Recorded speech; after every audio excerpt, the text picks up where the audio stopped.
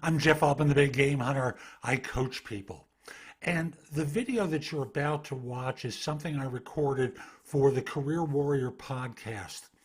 They were doing a meetup in Austin, Texas, and brought me in over Zoom to speak to the attendees of the group. And I spoke for about 45 minutes over Zoom to people in the audience there. It's about interviewing. It's about a framework for interviewing that I know is very, very effective. I hope you find this helpful to you. Watch it all the way through. It is good material. You may not agree with everything, but I found a lot of this works very well for job hunters. And with that, let's get going. And welcome to the 80th episode of the Let's See Grandma Career Warrior podcast, where our goal is not only to help you land your dream job, but to help you live your best life. Well, we have not had an interview episode in such a long time since our last episode with Merritt Roberts Huntley. That's episode 36. It was one of our most popular episodes. So now we're going to bring it back with a new, fresh perspective. We have Jeff Altman, the podcaster for No BS Job Search Advice Radio. That is the #1 podcast on Apple. So I envy this man. He's actually very incredible. He also has an amazing recruiting background, which we will get into in a little bit. But I can't wait to kick it off. Let's launch right into that interview framework with our 80th episode of the Let's See Grandma Career Warrior podcast. All right, Jeff, how are you doing today? I feel fabulous. After all, I'm talking to people in Austin, which is a sister city to my town of Asheville, and that we're like relatives. We like to think of ourselves as being weird. That's fantastic. It's we're going to give them the chance at the very end of this podcast to come up and ask some questions. So we've already prepped them. We've asked them to come up with their best interview framework questions here. But I just want to hear from you first. How did you gain all that expertise when it came to interviewing? It is such an important skill. You know, I started doing recruiting back in the Stone Ages, not quite when dinosaurs roamed the earth, but it was 1972 when I first got into search. And, you know, I'm a guy who was trying to be effective at it. And please don't hold it against me that I was a recruiter. Honest, I wasn't a bad one. If you look at my LinkedIn profile, you'll see lots of endorsements and recommendations from people from when I did search. And we all know everyone hates recruiters. But I don't hate you. That's okay. Oh, thank you. It's very nice of you. And I started to pay attention to what my clients were telling me and a lot of the things that job hunters I was representing were telling me as part of the debrief after the interview. And I started to think of how could we do it better than just simply look at the job description and win one for the Gipper so that I earn a fee. Sure. Because back in 1972, headhunting wasn't much different than that. So, and some of you will say it's not much different than that now, but I'm out of that business. I'll just say that for me, I started to think of ways where I could help people get across the finish line. And in doing that, I started to break down how someone could do it better, how they could do it differently, and advantage themselves in the search. Sure. And that's where I started to evolve the framework. And let me ask you, it's interviewing is one piece of the puzzle. Obviously, we're a resume service. We're oftentimes focused on the people who have a tough time with their resumes. But how often would you say it's the interview that is stopping people from landing that dream job?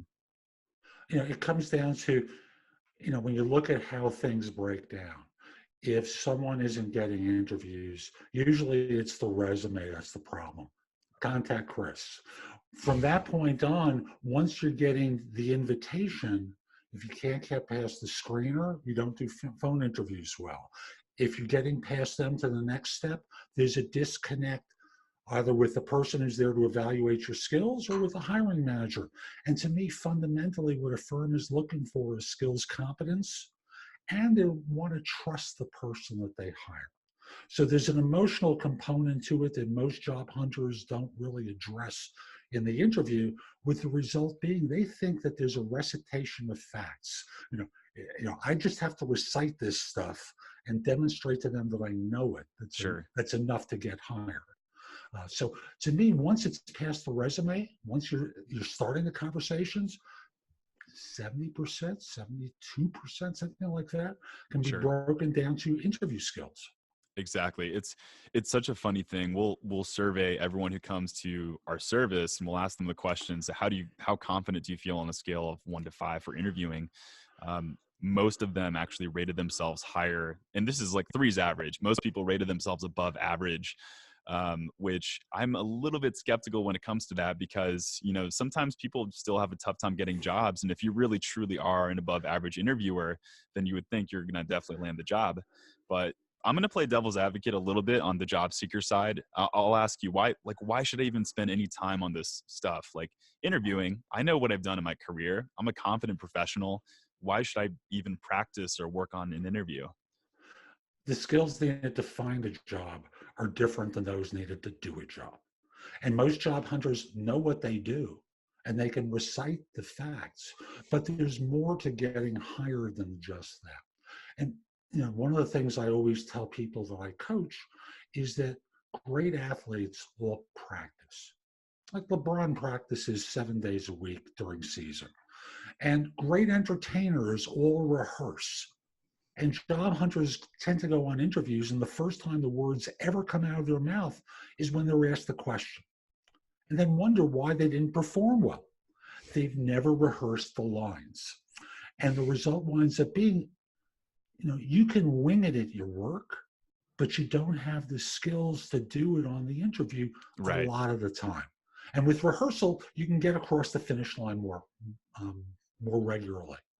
Right. And thus the goal becomes, can you demonstrate your knowledge in a way that the audience will receive it well and believe in you and trust you? Right. It's a fantastic point here. You're differentiating between having the skill set or experience or whatever it is you need to convey and communicating that, which I think a lot of people have trouble doing that. And then heck, I've even had trouble communicating certain ideas and concepts in certain mediums and channels in the past.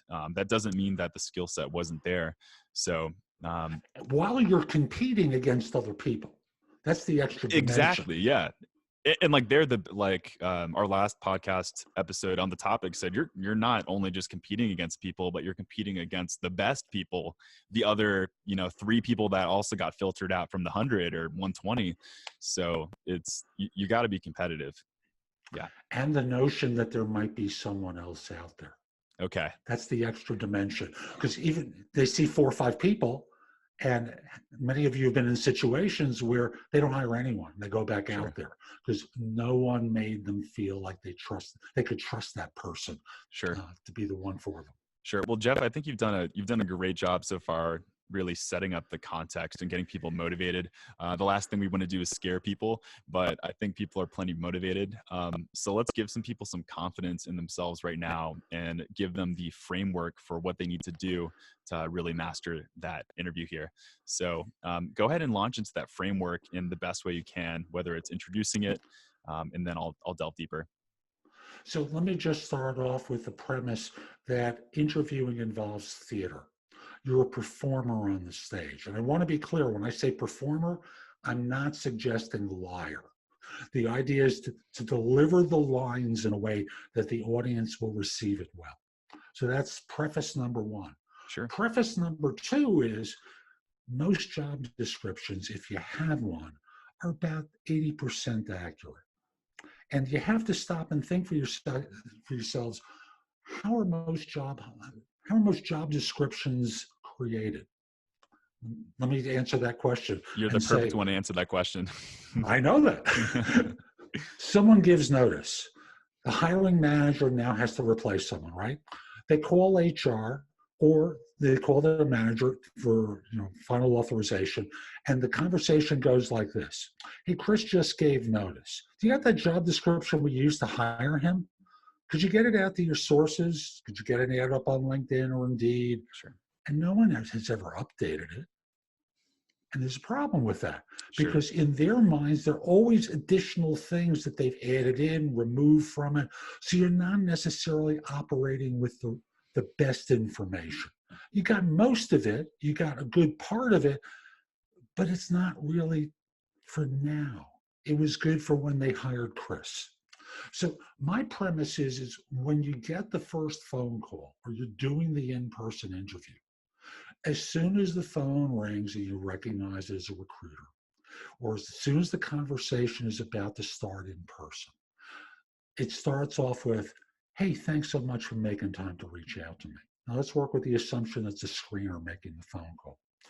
Now they introduce themselves. I'm from such and such firm. Hey, thanks so much for reaching out to me.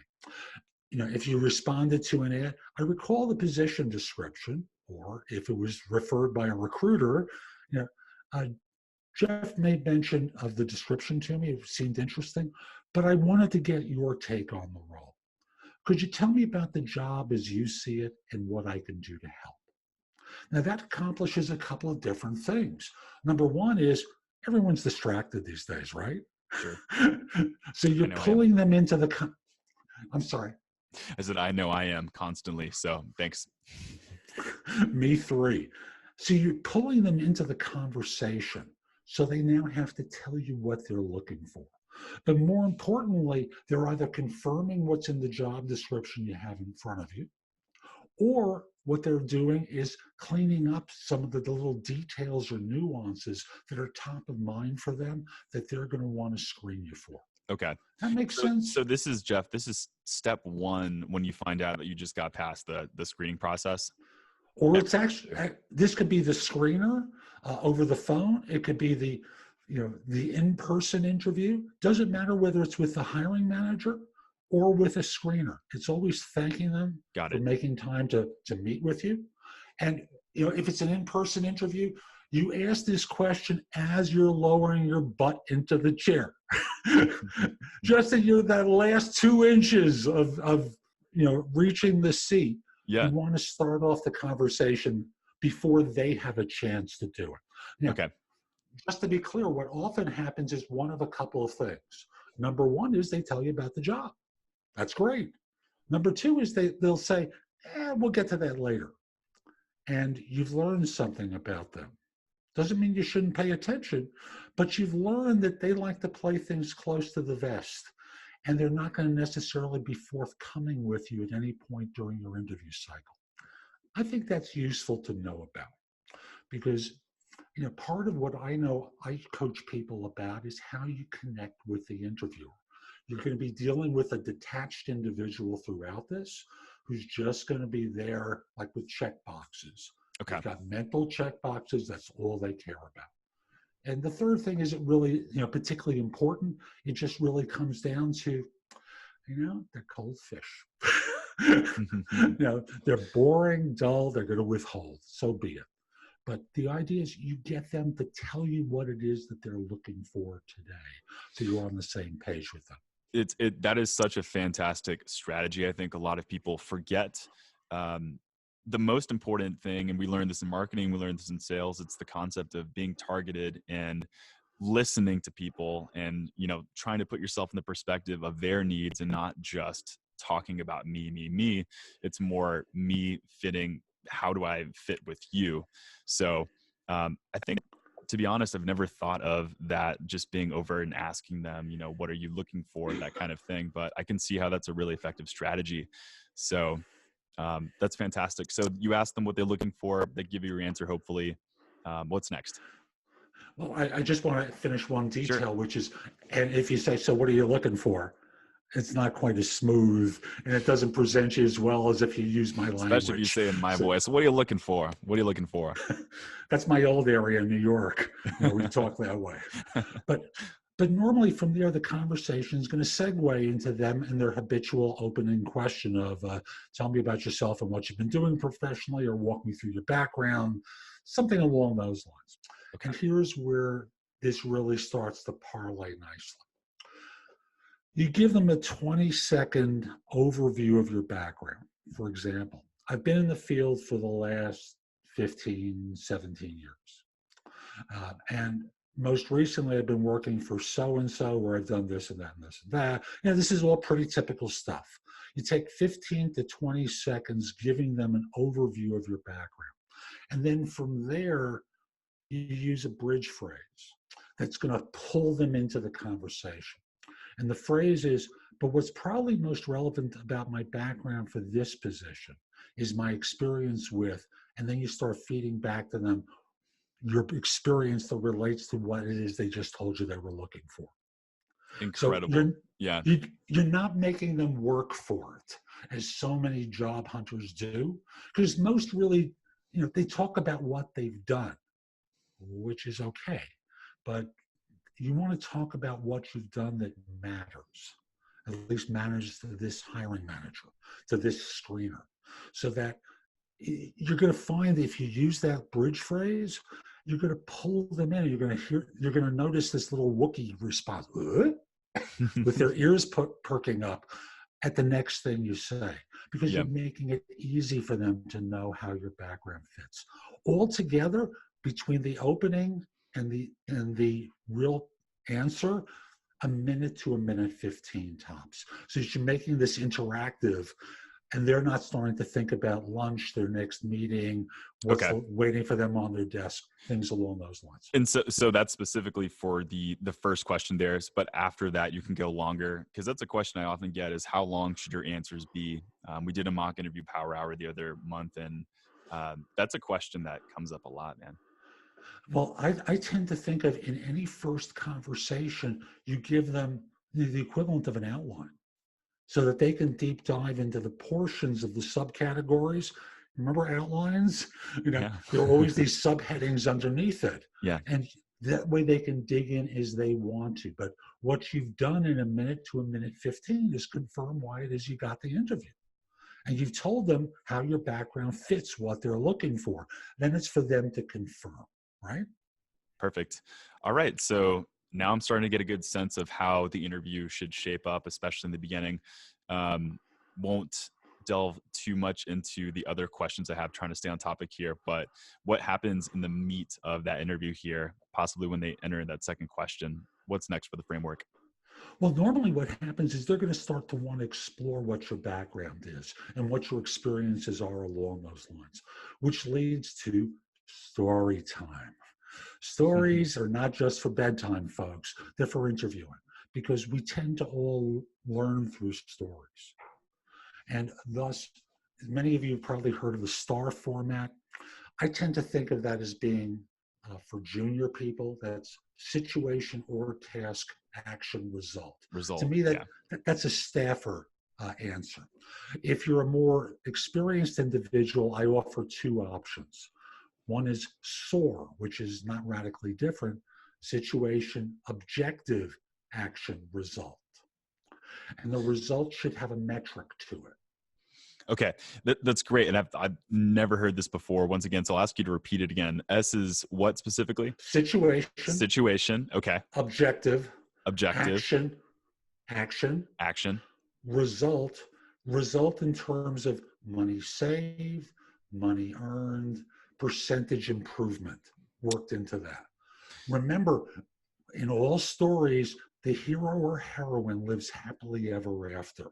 So it's how you rode in on that horse and rescued the situation. So a sample story might be something along the lines of, I took over a project from someone who quit relatively suddenly. They were already 2 months behind. They saw the handwriting on the wall for them. Okay. They needed to leave. Okay. So I had to get it back on time quickly, because we only had 6 more weeks to go before we delivered this thing. And we're already way behind. So what I did, notice that we're onto the action already. What I did was met with the different people in the user population, met with my team, understood where we were, understood what their needs and concerns were, got everyone's buy-in. And then we worked like maniacs to get this done. I delivered it 3 days early, so we had adequate time to fill in the blank. And the result was we had people who were overjoyed, writing recommendations for me, talking to my, and I saved X number of dollars over what they feared might happen. And the project ultimately helped the firm make Y number of dollars. Now, that's a condensed version, but I probably did it in about a minute. Perfect. That's amazing. And I'm going to ask you to flip the script here, put me on the spot, ask me a specific question. It's funny I'm doing this, but about any sort of project, I guess you'd be hiring me for. And then I'll have you rate my answer. So tell me about a resume you had to construct for someone in a field that you never did before. Oh, Never did this resume before. that's one of the best questions I've actually gotten about. I wish clients would ask that question. That's such a good question. Okay. So the situation was this. I was writing a resume in 2015 for a network security engineer. So not only was this a resume that I had never written for, it was a position that the client had never been in the past. So he was a career transitioner. And as we all know, being a career transitioner can be very tough if you haven't had the experience. So what I did in order to write the best resume possible was I had to dive really deep into his position and what he would be doing on a daily basis. So I put myself in his shoes, but not only that, but in the shoes of the person hiring him. So I looked very closely at the job postings. I printed out every single one of the job postings. I circled specific keywords that I think recruiters would have used to filter the person out. And I met with him on the phone to discuss the role. So I'm piecing together everything that would be necessary to come up with the best resume possible. It's always a really important process within our resume service to have a rough draft, final draft situation. So I sent him a rough draft for review. He looked at it very closely, and it was a great client. I'm not going to take all the credit here, but he gave some really good feedback that allowed me to write the best resume possible. The person actually ended up getting interviews for the positions he was applying for. And October of that year, he wrote me back an email, very excited, letting me know that he landed the dream job and he increased his salary like 3x because this was a huge game changer of a position for him. Um, I've thought about that story many times, but I've never answered it as if it was an interview. So, Jeff, what do you think? How was that? I'm going to ask the guy in the front row in the white short sleeve shirt. Put your hand up for a number as to how you would rate it. I have mine already picked behind my back. 5 or 1 to 10, or what are we doing? 1 to 10. 10 is fantastic. No. 1 is, oh God, awful. Honest answer. I go 7. 7? Okay. This is 5. 5. That's how Okay. I ranked it. Great. We need as much critique as possible. So let's hear it. Jeff's tougher than you. I thank you for the 7, by the way. That makes me feel good. But Jeff, rip into me. Let me know. Part of it was you were unprepared. 100%. And it completely came through. Sure. And you were kind of fumbling around for your answer rather than crisply telling it. Okay. Because remember, from the employer's perspective, they're trying to find someone who inspires confidence that they're the solution. Mm-hmm. That's the gut feeling you're trying to generate from them. They trust you. And the more you fumble around, the more reluctant they are to surrender their hearts to you. And thus, as you're piecing it out, the message I got was this guy's unsure of himself. Here it is, a classic story that's important to him and his success, and he can't roll it off his tongue easily. And it went long. Okay. It became a sleeper. How long was that? I was in a pod warp zone. Do you think it was like 30 seconds too long? Yes. It was a sleeper story, the way you told it. There was no inflection to your voice. You recited facts to me. You didn't sell it. Got it. Perfect. Well, this is really good. So what I got so far is too long, fumbly, didn't sell it. So if I can go back in time, and I'm going to rehearse that answer obviously now, but if I can go and rehearse that answer, what would I specifically look for to make sure I have the most crisp, concise answer? A minute to a minute 15 is the target time. And for anyone, I always tell you, have 3 stories prepared for the interview that you're going on, based upon the job description you have. And most of you are smart enough that you can adapt your story to help tie the bow with the interviewer for how your background fits what it is they told you they're looking for, right? Perfect. So I'm going to invite you to think on your feet and make it obvious to them. So in your story, it might be, wow, I'm so glad you asked that. There was this guy who came to me years ago, like 4 or 5 years ago. As a resume writer, I'd never done something for someone in the security space. And here's a guy who's doing a career transition into, cybersecurity. Yes. So I've got to learn how it is the resume needs to be constructed to help him get a job. So I started to look at, so now we're up to the action phase, and I've done that in about 20 seconds.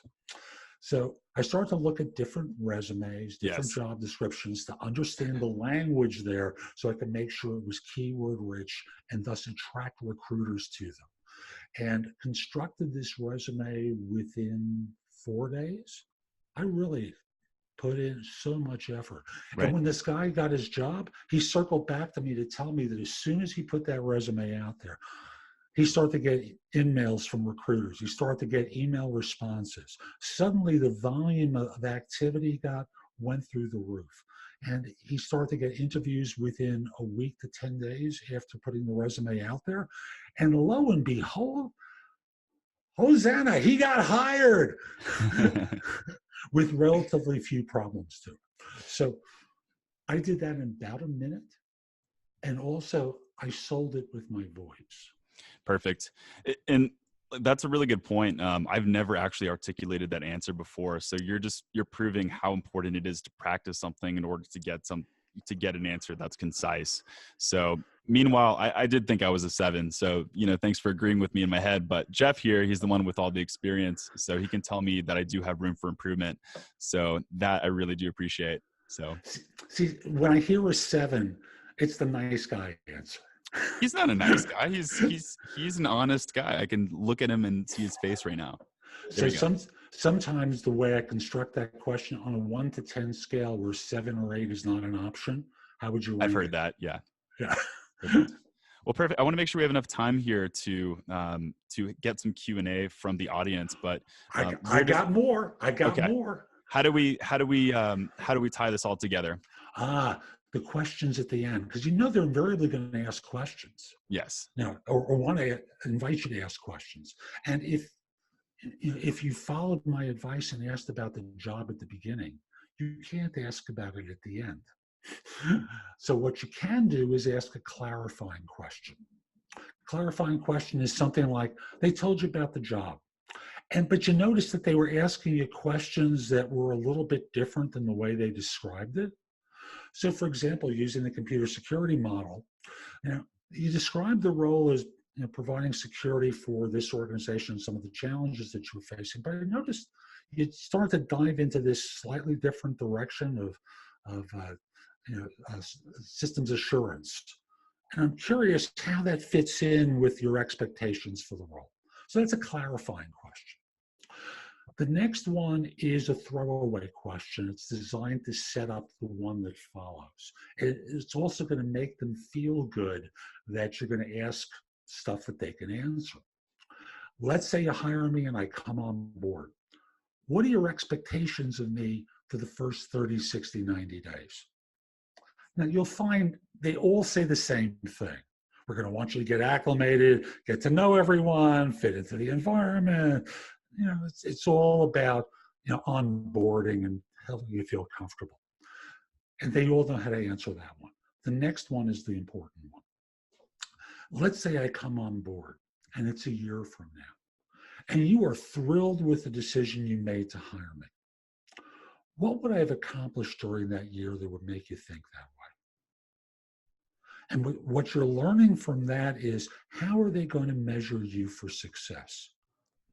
And every once in a while, you discover their expectations are insane, or you're walking into a hornet's nest.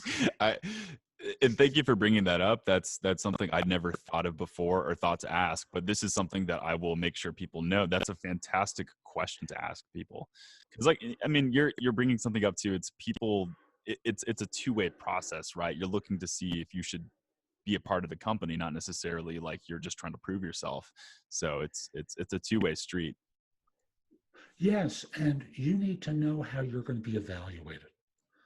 And you're also sending the signal that you don't just want to do the job and be ordinary, you want to be terrific. So How are they going to evaluate you? What is success going to look like for you? And that comes out of a story, frankly, from a man who had been a client of mine when I was doing search, who took a position as a program manager with another firm and didn't know what he was stepping into, and found that the program he was taking over, 80% of the money had been spent, but only 20% of the work had been done. And he was hired to be the fall guy. And he called me up in tears because he was a guy who was very successful every place he'd worked. And the idea he was set up for failure, he couldn't fathom it. It's a horrible set of circumstances. So it invites them to tell you how they're going to evaluate you and what you're walking into. Right. It's such an amazing point you made there, because it's also psychological because at the same point, if you're just acting like you want to prove yourself the entire time, how does that come across subconsciously to the other person? So a lot of it's internal, right? So. For both sides. Cool. Perfect. 2 more questions, and they're quickies. And these are optional, but I think you'll understand that their value. The first one is, well, could you give me a sense of your timeline for next steps? So that just allows you to manage your own expectations about when you're going to hear back. Oh, it's Tuesday. I wouldn't expect to have you hear back anything back until Monday. So if I haven't heard by Wednesday or Thursday, okay, if I follow up, yeah, it's okay. Or they'll just say, wait, we'll get in touch when we're ready. And there's a message in that. And it's useful for you to know. So you're not fooling yourself. Sometimes you'll hear them say, I got 1 or 2 more people. We should be done by the weekend. Okay. By the time we get together, it's Monday morning, Monday afternoon, Tuesday. Okay. Or you'll hear, we've got cut 37 more people. Yeah. I know that's a short one, but this is something I know is on everyone's minds. But when you get to the point to where they should have given you an answer and they don't, when is it appropriate to follow up, and how long should I wait to follow up? Well, here you're setting it up so you know when to follow up. Because Right. you know when they should make a decision. Most of the time, people walk off and they don't really know. To me, that's true. None of that is true. Yeah. To me, if you haven't asked the question, no later than the following week. No later than the following week. So if it's Thursday, Tuesday. Thursday interview, Tuesday. They've had ample time to figure it out by then. Do you believe in the double follow-up, or is that too pushy? What do you mean by the double follow-up? Follow-up, no reply. And is it, I mean, I have a different level of assertion and aggressiveness, I guess, based on what it is I'm trying to achieve, right? But, let's say that, they don't respond to me after the first message. Is it worth pursuing after that, or are you just... Absolutely. Okay. All right. Because they're busy, they forget. People need to hear that. Yeah. Awesome. Or they never got the voicemail, never picked it up. Your message got garbled. The email got caught by spam. Million possible reasons. You do twice. After twice, thank you. Let it go. Thank you. Okay. I know everyone has that question because I get asked it all the time, and I'm not the interview expert, so that's why I'm talking to you. So, okay, perfect. What's the other question, Jeff? This is the final question, and it's, is there anything that you've heard or not heard that gives you reason to hesitate about my being qualified for this role? And I had 2 guys in the same week ask that question. And you got to remember, a lot of interviewers are not real skilled at it. No one trains people to interview, or it's a rare occasion. So it gives them the opportunity to be forthcoming. For these 2 guys, they both heard about things that the question wasn't clear about what was being fished for. And they went down one path and the interviewer wanted the other. And they each responded with, oh, when you asked that question about such and such, you were fishing for my background with this. Let me tell you about it. And they went in to clarify it and they got invited back.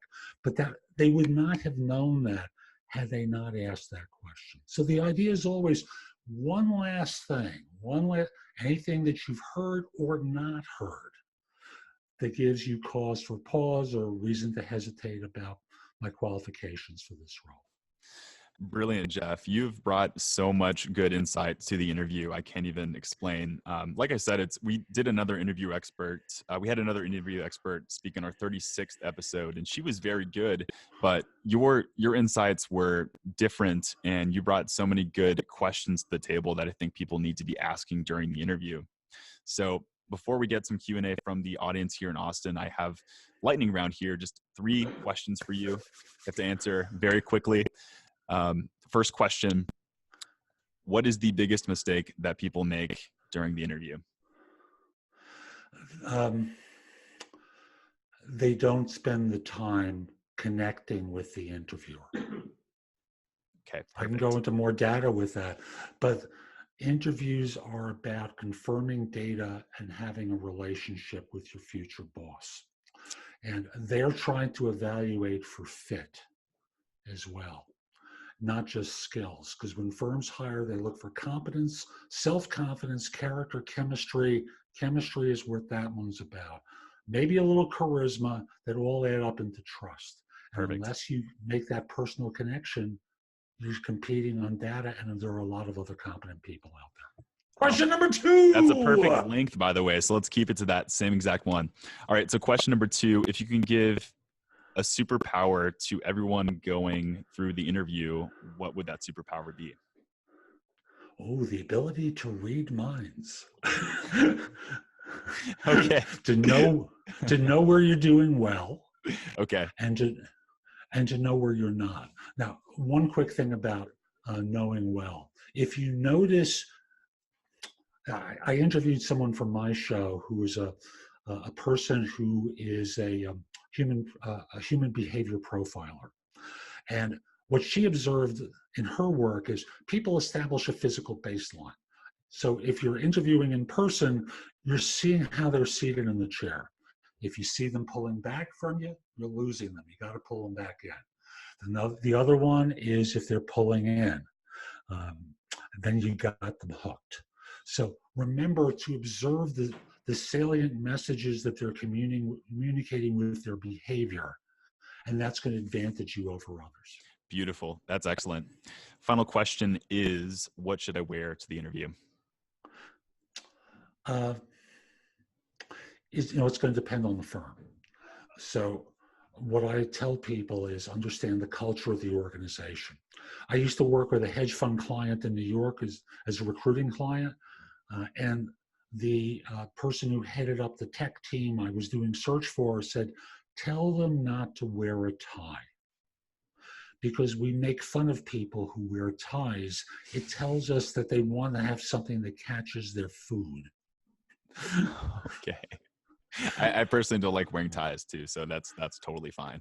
But in some firms, that's what they want. Yes. So you have to understand what the culture is that you're meeting with. Perfect. All right. Well, Jeff, you've been such a great guest so far. We have time for a few questions from our audience here in Austin, Texas. So what we'll do is we'll ask a few of them to come up and ask their questions here. There's going to be some silence as people are coming up. We'll edit it out of this podcast, but let's go ahead and take the time. Matt, if you can go ahead and get that facilitated, that'd be great. And for the women in the audience, I always trust women to dress properly. Okay. women know what to do. Guys always have to be corrected.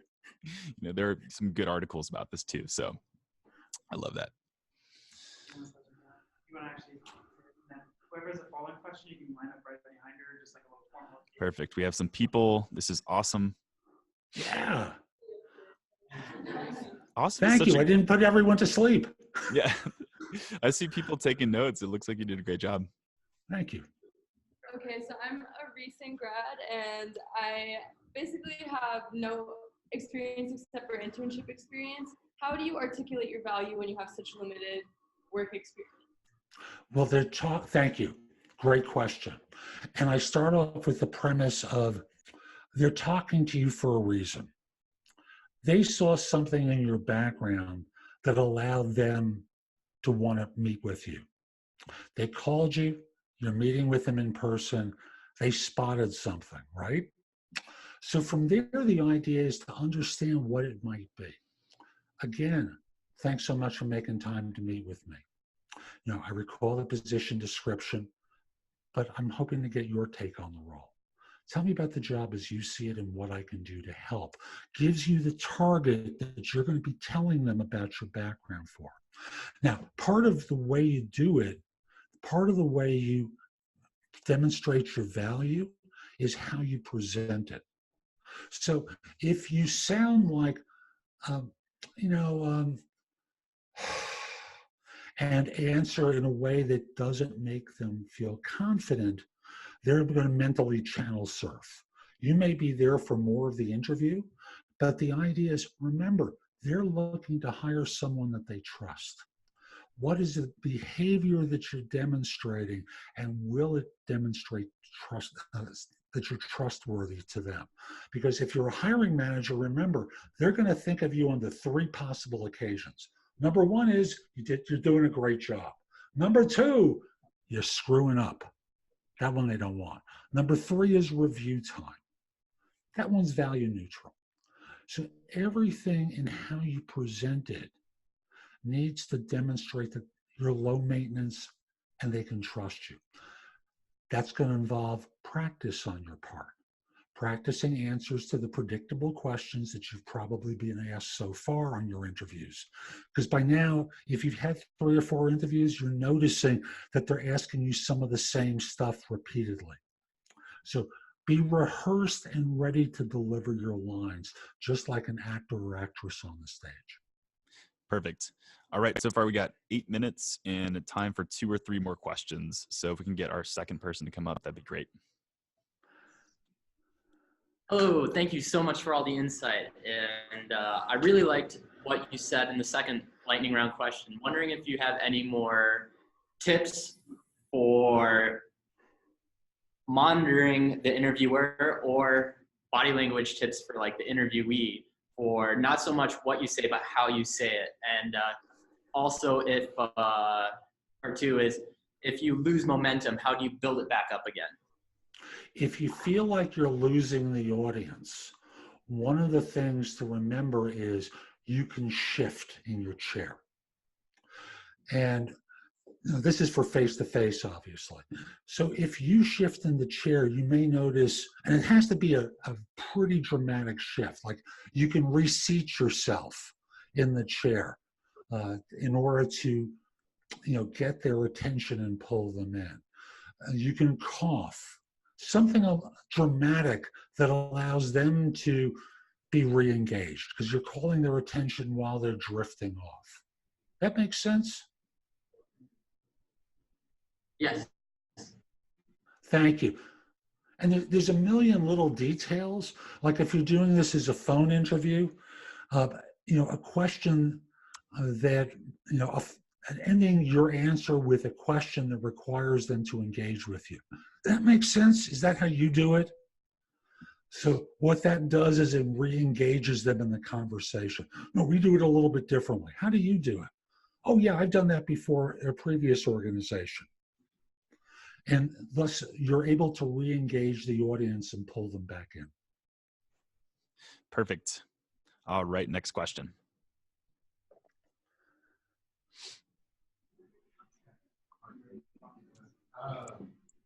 I can repeat it for you if you want. We got a question in the back right now. Yeah, it either can come forward and come to the computer, or you can repeat it. It's up to you. I'll repeat it. Oh, okay, it's coming up now. All right. Sorry about that. Sorry. Yeah, I was more curious about the different ways to follow up, because in the past I've heard you might want to try calling just to kind of get through, maybe even send direct mail or just stick to regular email. And I was curious about which medium to choose, I guess, in order to follow up. And to me, the answer is not the phone, because no one takes phone calls.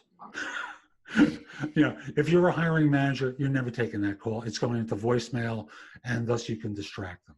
Now, if you have their mobile number, you can text them, especially if the firm reached out to you via text. If otherwise, if you only have a LinkedIn account for them, you message them through LinkedIn. If you have an email address, you email them. To me, you do it in the way that is not intrusive, or least intrusive. Because when you make a phone call, you're interrupting them, and you have no idea what they're in the middle of. It's kind of like, if you know the name Seth Godin, who Yeah. is one of the premier marketing people in the world. Seth talks about permission marketing. And we were all trained in marketing that's designed to interrupt. No one wants to be interrupted. You, them. So do it in the casual way that allows them to respond when they're comfortable. And lack of response doesn't mean lack of interest, because it could be caught in spam, could be caught as part of they may have been distracted and not responded or seen it. Perfect. Thank you so much. We have time for one more question. If anyone has any last burning question, that would be great. Now is your time.